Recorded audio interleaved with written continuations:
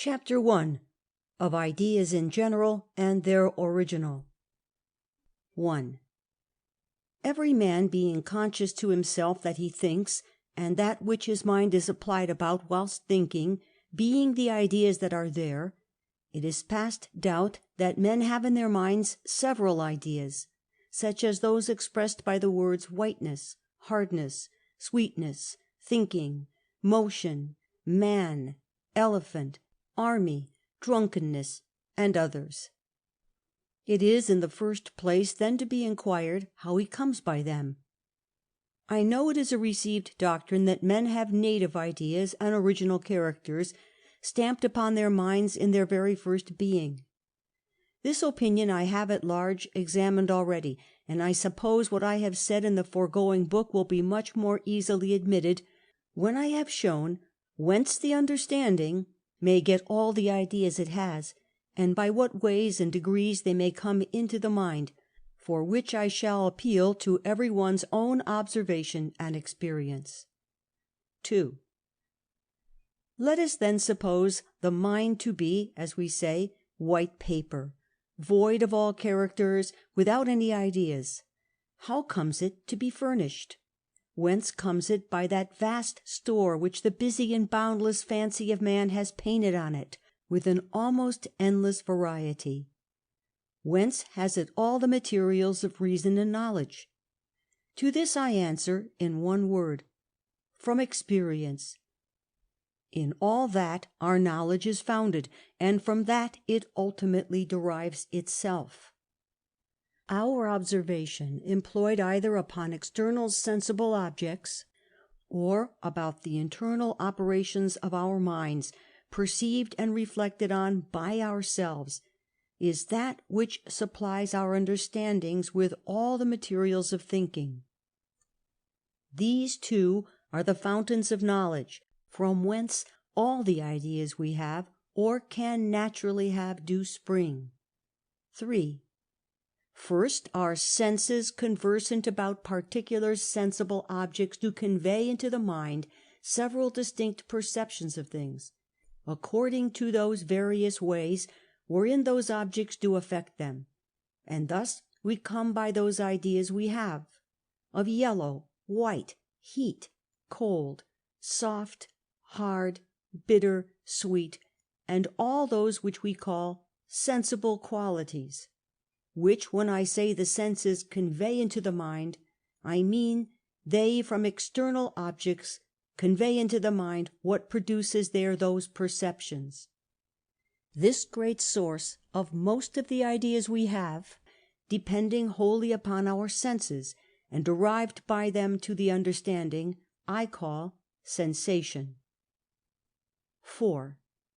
Secondly, the other fountain, from which experience furnisheth the understanding with ideas, is the perception of the operations of our own mind within us, as it is employed about the ideas it has got, which operations, when the soul comes to reflect on and consider, do furnish the understanding with another set of ideas, which could not be had from things without, and such are perception, thinking, doubting, believing, reasoning, knowing, willing, and all the different actings of our own minds, which we, being conscious of and observing in ourselves, do from these receive into our understandings as distinct ideas, as we do from bodies affecting our senses.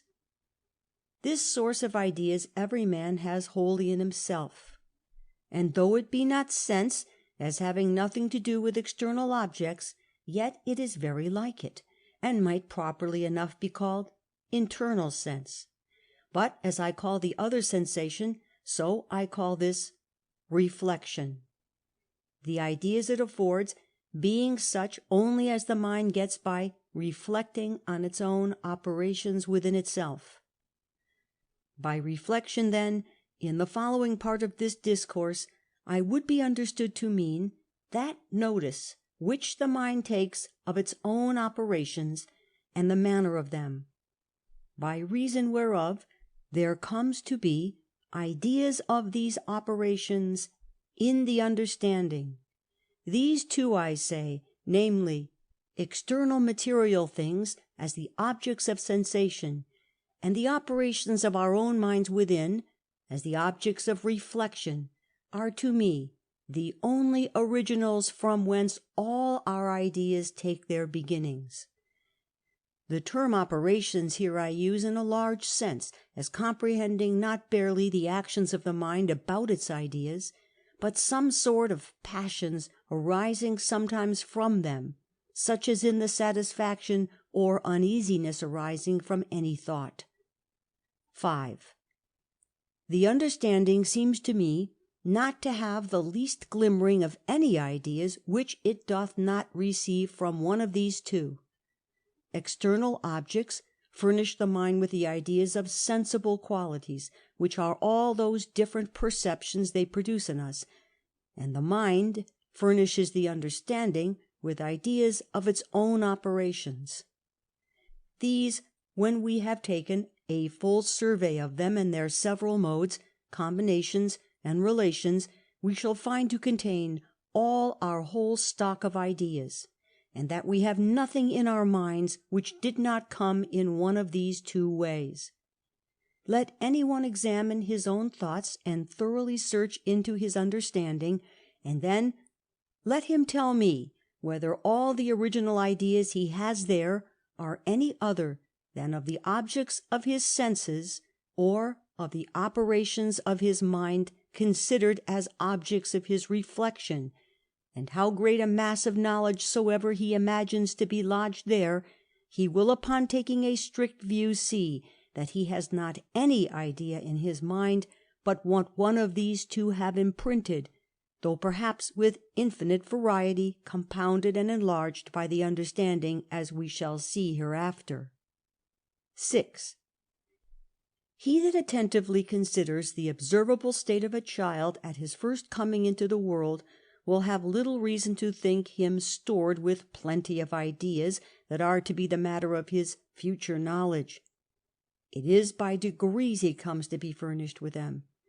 And though the ideas of obvious and familiar qualities imprint themselves before memory begins to keep a register of time or order, yet it is often so late before some unusual qualities come in the way, that there are few men that cannot recollect the beginning of their acquaintance with them, and if it were worth while, no doubt a child might be so ordered as to have but a very few even of the ordinary ideas, till he were grown up to a man.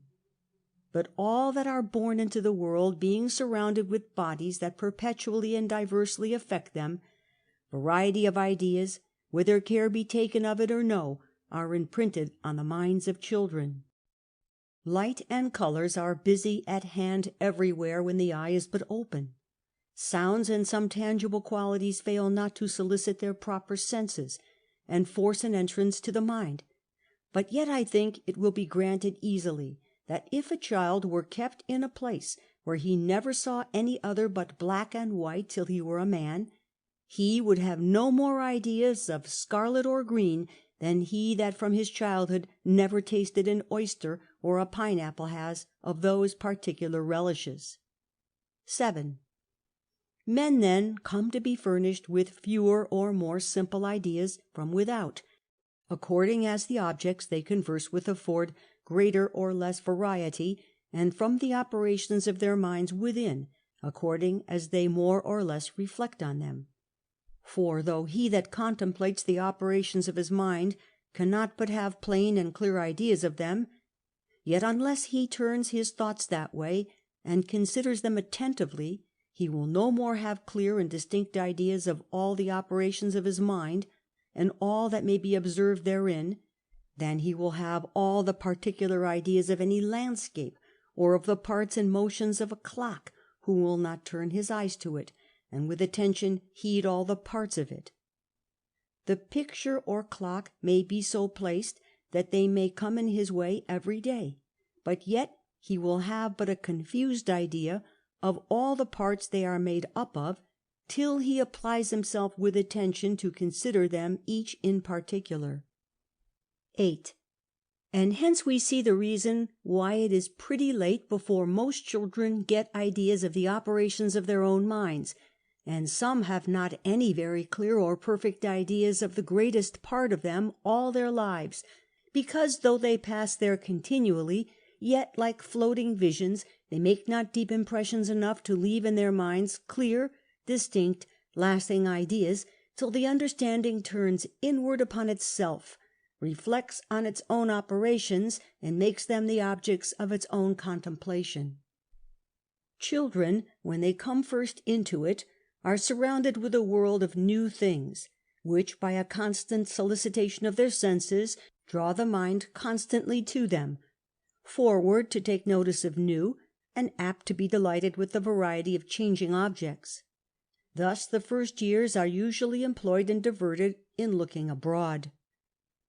Men's business in them is to acquaint themselves with what is to be found without, and so growing up in a constant attention to outward sensation, seldom make any considerable reflection on what passes within them, till they come to be of riper years, and some scarce ever at all. 9. To ask at what time a man has first any ideas is to ask when he begins to perceive, having ideas and perception being the same thing. I know it is an opinion that the soul always thinks, and that it has the actual perception of ideas in itself constantly as long as it exists, and that actual thinking is as inseparable from the soul as actual extension is from the body.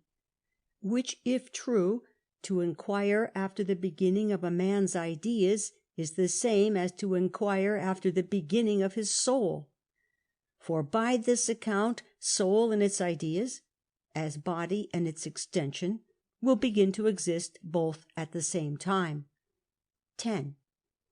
But whether the soul be supposed to exist antecedent to, or coeval with, or sometime after, the first rudiments of organization, or the beginnings of life in the body, I leave to be disputed by those who have better thought of that matter.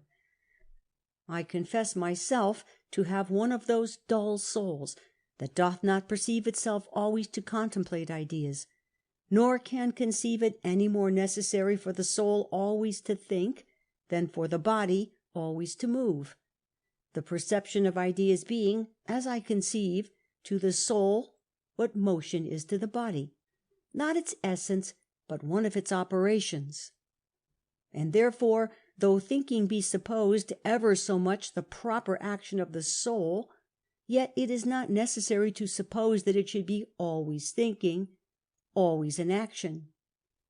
That perhaps is the privilege of the infinite author and preserver of things, who never slumbers nor sleeps, but it is not competent to any finite being, at least not to the soul of man.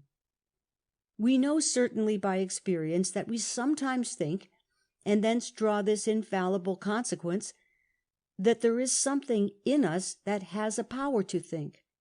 But whether that substance perpetually thinks or no, we can be no farther assured than experience informs us. For to say that actual thinking is essential to the soul and inseparable from it is to beg what is in question, and not to prove it by reason, which is necessary to be done if it be not a self-evident proposition.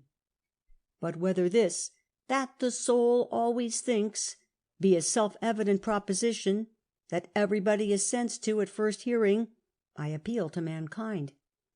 It is doubted whether I thought at all last night or no.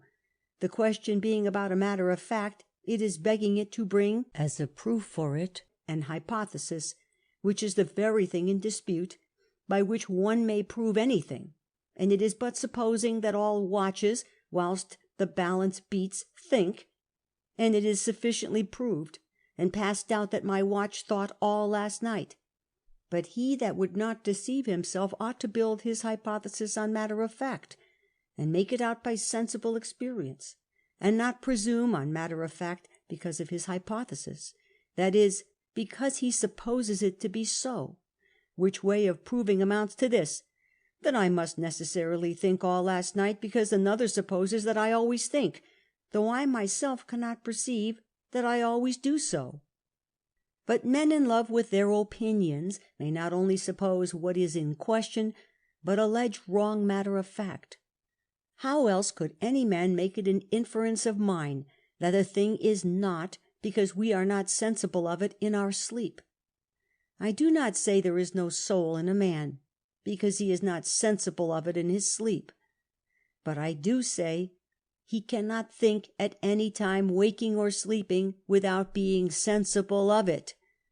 Our being sensible of it is not necessary to anything, but to our thoughts, and to them it is, and to them it will always be necessary, till we can think without being conscious of it. 11. I grant that the soul in a waking man is never without thought, because it is the condition of being awake.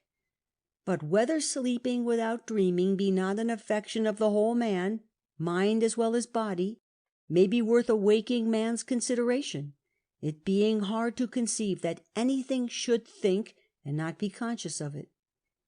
If the soul doth think in a sleeping man without being conscious of it, I ask whether during such thinking it has any pleasure or pain, or be capable of happiness or misery.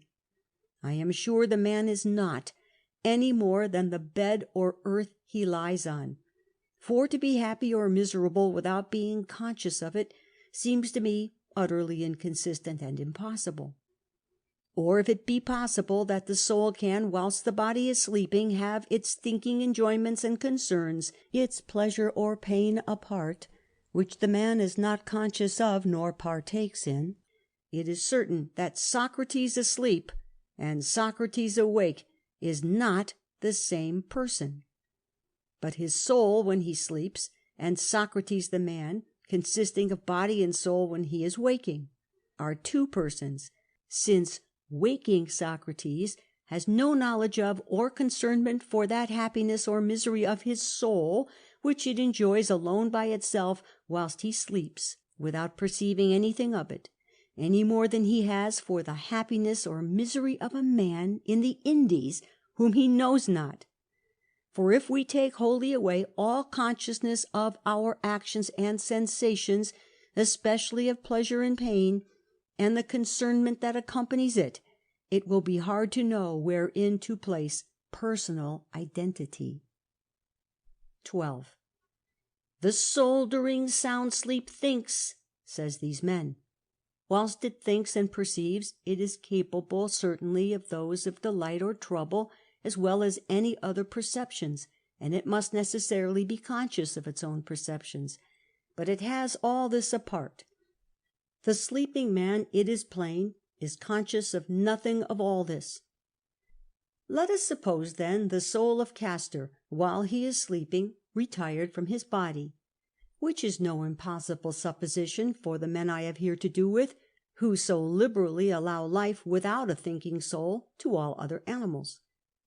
These men cannot then judge it impossible or a contradiction that the body should live without the soul, nor that the soul should subsist and think or have perception, even perception of happiness or misery, without the body.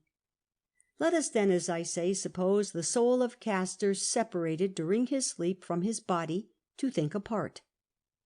Let us suppose, too, that it chooses for its scene of thinking the body of another man, for example, Pollux, who is sleeping without a soul. For if Castor's soul can think, whilst Castor is asleep, what Castor is never conscious of, it is no matter what place it chooses to think in.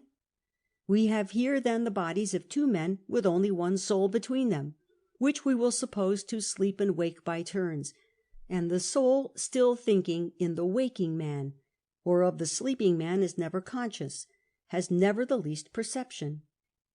I ask then whether Castor and Pollux, thus with only one soul between them, which thinks and perceives in one what the other is never conscious of, nor is concerned for, are not two as distinct persons as Castor and Hercules, or as Socrates and Plato were?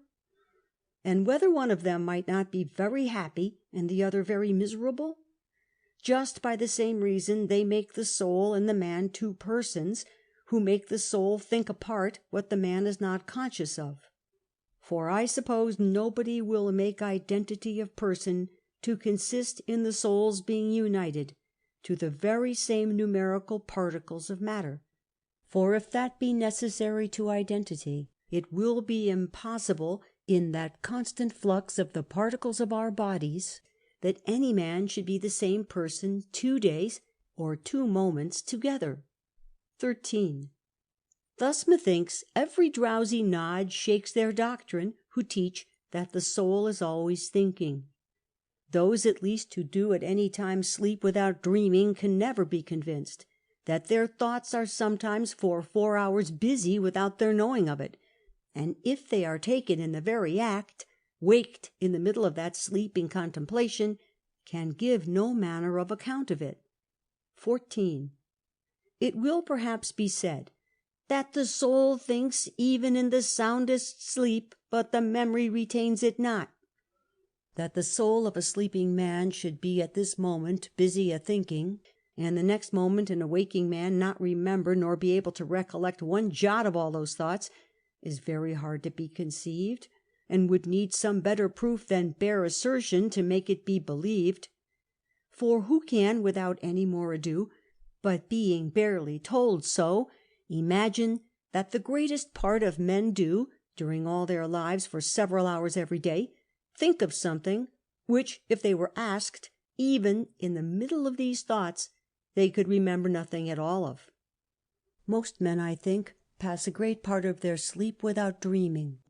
I once knew a man that was bred a scholar and had no bad memory, who told me he had never dreamed in his life till he had that fever he was then newly recovered of, which was about the 5 or 6 and 20th year of his age. I suppose the world affords more such instances. At least everyone's acquaintance will furnish him with examples enough of such as pass most of their nights without dreaming. 15. To think often and never to retain it so much as 1 moment is a very useless sort of thinking, and the soul in such a state of thinking does very little, if at all, excel that of a looking-glass, which constantly receives variety of images or ideas, but retains none. They disappear and vanish, and there remain no footsteps of them. The looking-glass is never the better for such ideas, nor the soul for such thoughts. Perhaps it will be said that in a waking man the materials of the body are employed and made use of in thinking, in that the memory of thoughts is retained by the impressions that are made on the brain, and the traces there left after such thinking, but that in the thinking of the soul, which is not perceived in the sleeping man, there the soul thinks apart, and making no use of the organs of the body, leaves no impressions on it, and consequently no memory of such thoughts. Not to mention again the absurdity of 2 distinct persons, which follows from this supposition, I answer farther, that whatever ideas the mind can receive and contemplate without the help of the body, it is reasonable to conclude it can retain without the help of the body too, or else the soul, or any separate spirit, will have but little advantage by thinking. If it has no memory of its own thoughts, if it cannot lay them up for its own use, and be able to recall them upon occasion, if it cannot reflect upon what is past, and make use of its former experiences, reasonings, and contemplations, to what purpose does it think? They who make the soul a thinking thing at this rate will not make it a much more noble thing than those do whom they condemn for allowing it to be nothing but the subtlest parts of matter. Characters drawn on dust that the first breath of wind effaces, or impressions made on a heap of atoms or animal spirits, are altogether as useful and render the subject as noble as the thoughts of a soul that perish in thinking, that once out of sight are gone forever, and leave no memory of themselves behind them. Nature never makes excellent things for mean or no uses, and it is hardly to be conceived that our infinitely wise Creator should make so admirable a faculty as the power of thinking, that faculty which comes nearest the excellency of his own incomprehensible being, to be so idle and uselessly employed, at least a fourth part of its time here, as to think constantly without remembering any of those thoughts, without doing any good to itself or others, or being any way useful to any other part of the creation. If we will examine it, we will not find, I suppose, the motion of dull and senseless matter anywhere in the universe made so little use of and so wholly thrown away. 16. It is true we have sometimes instances of perception whilst we are asleep, and retain the memory of those thoughts. But how extravagant and incoherent for the most part they are! How little conformable to the perfection and order of a rational being! Those who are acquainted with dreams need not be told.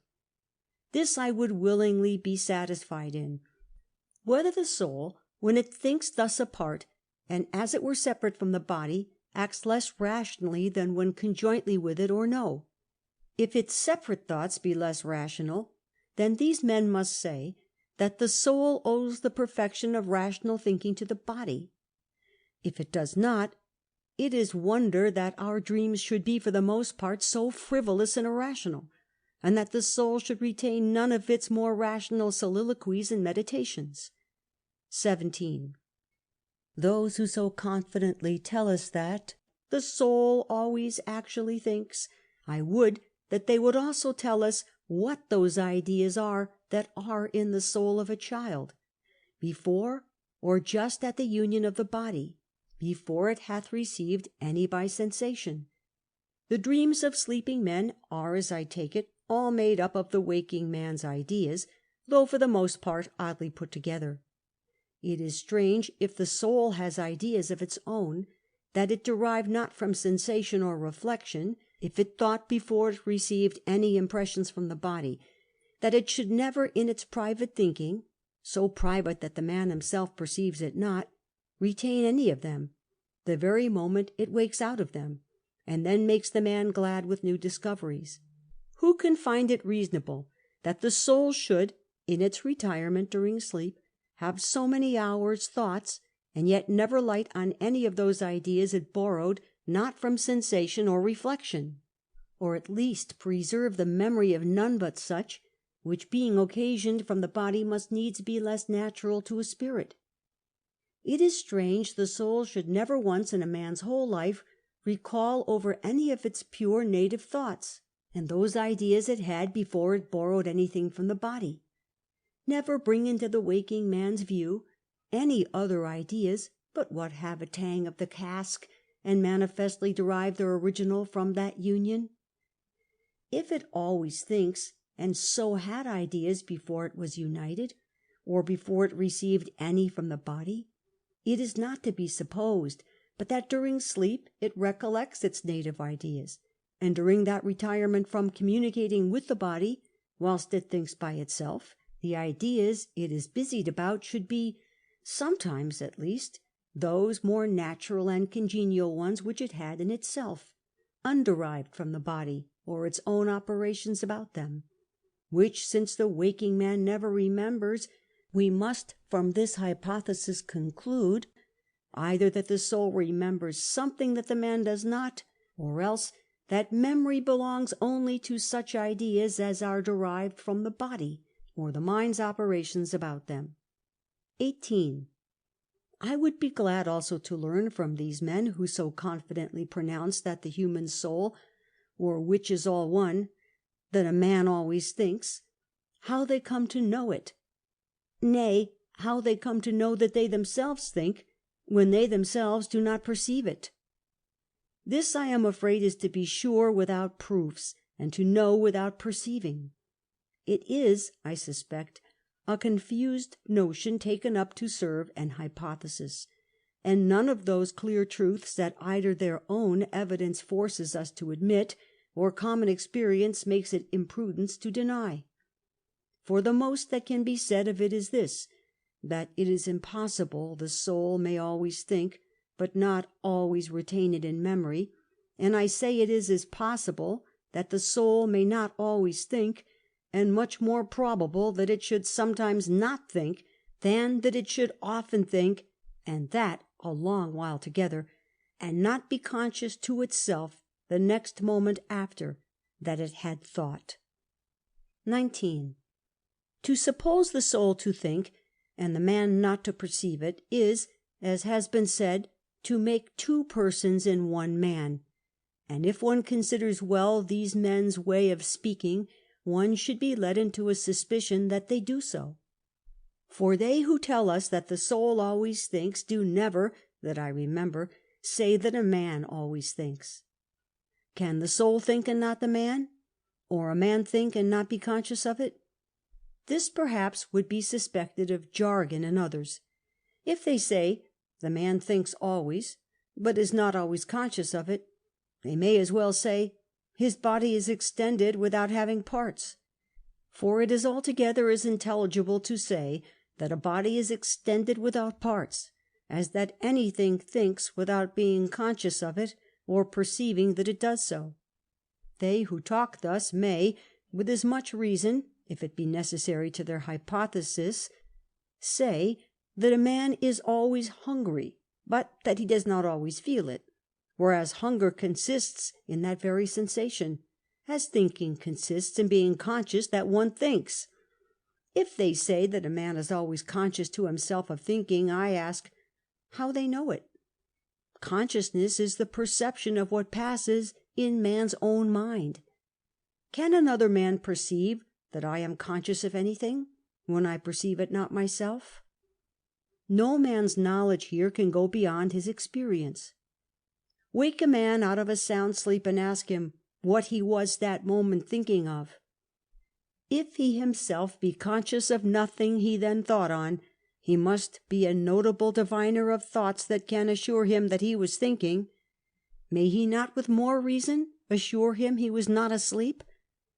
This is something beyond philosophy, and it cannot be less than revelation, that discovers to another thoughts in my mind, when I can find none there myself.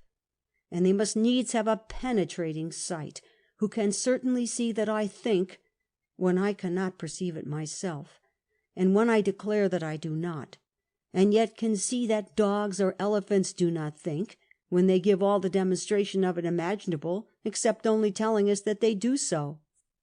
This some may suspect to be a step beyond the Rosicrucians. It is seeming easier to make one's self invisible to others than to make another's thoughts visible to me, which are not visible to himself. But it is but defining the soul to be a substance that always thinks, and the business is done. If such definition be of any authority, I know not what it can serve for, but to make many men suspect that they have no souls at all, since they find a good part of their lives pass away without thinking. For no definitions that I know, no suppositions of any sect, are of force enough to destroy constant experience, and perhaps it is the affectation of knowing beyond what we perceive that makes so much useless dispute and noise in the world. 20. I see no reason, therefore, to believe that the soul thinks before the senses have furnished it with ideas to think on, and as those are increased and retained, so it comes by exercise to improve its faculty of thinking in the several parts of it, as well as afterwards, by compounding those ideas and reflecting on its own operations. It increases its stock as well as facility in remembering, imagining, reasoning, and other modes of thinking. 21. He that will suffer himself to be informed by observation and experience, and not make his own hypothesis the rule of nature, will find few signs of a soul accustomed to much thinking in a newborn child, and much fewer of any reasoning at all. And yet it is hard to imagine that the rational soul should think so much and not reason at all. And he that will consider that infants newly come into the world spend the greatest part of their time in sleep, and are seldom awake, but when either hunger calls for the teat, or some pain, the most importunate of all sensations, or some other violent impression upon the body forces the mind to perceive and attend to it, he, I say, who considers this, will perhaps find reason to imagine that a fetus in the mother's womb differs not much from the state of a vegetable, but passes the greatest part of its time without perception or thought, doing very little, in a place where it needs not ask for food, and is surrounded by liquor, always equally soft and near of the same temper, where the eyes have no light, and the ears so shut up, and not very susceptible of sounds, and where there is little or no variety or change of objects to move the senses. 22. Follow a child from its birth, and observe the alterations that time makes, and you shall find, as the mind by the senses comes more and more to be furnished with ideas, it comes to be more and more awake, thinks more, the more it has matter to think on. After some time it begins to know the objects which, being most familiar with it, have made lasting impressions.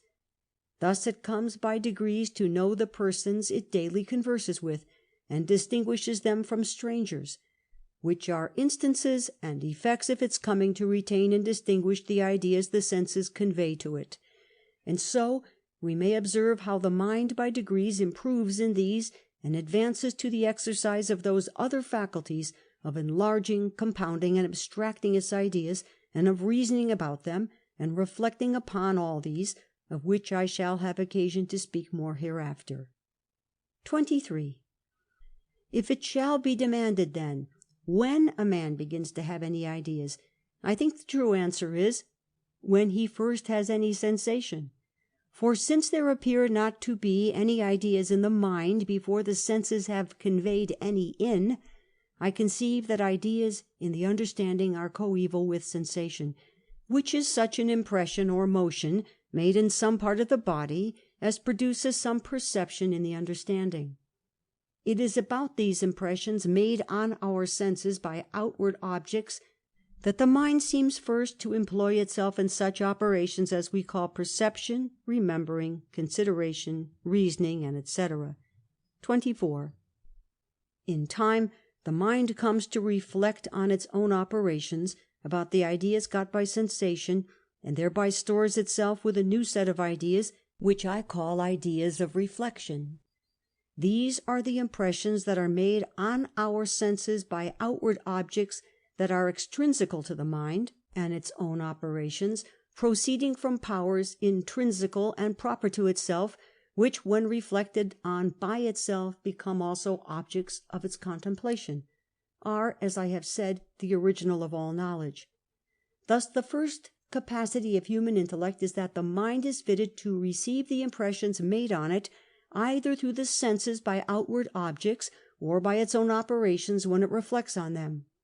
This is the first step a man makes towards the discovery of anything, and the groundwork whereon to build all those notions which ever he shall have naturally in this world. All those sublime thoughts which tower above the clouds and reach as high as heaven itself take their rise and footing here, in all that good extent wherein the mind wanders in those remote speculations it may seem to be elevated with, it stirs not one jot beyond those ideas which sense or reflection have offered for its contemplation. 25. In this part the understanding is merely passive, and whether or no it will have these beginnings, and as it were materials of knowledge, is not in its own power. For the objects of our senses do, many of them, obtrude their particular ideas upon our minds, whether we will or no, and the operations of our minds will not let us be without, at least, some obscure notions of them. No man can be wholly ignorant of what he does when he thinks. These simple ideas, when offered to the mind, the understanding can no more refuse to have, nor alter, when they are imprinted, nor blot them out and make new ones itself, than a mirror can refuse, alter, or obliterate the images or ideas which the objects set before it do therein produce. As the bodies that surround us do diversely affect our organs, the mind is forced to receive the impressions and cannot avoid the perception of those ideas that are annexed to them. End of section 1.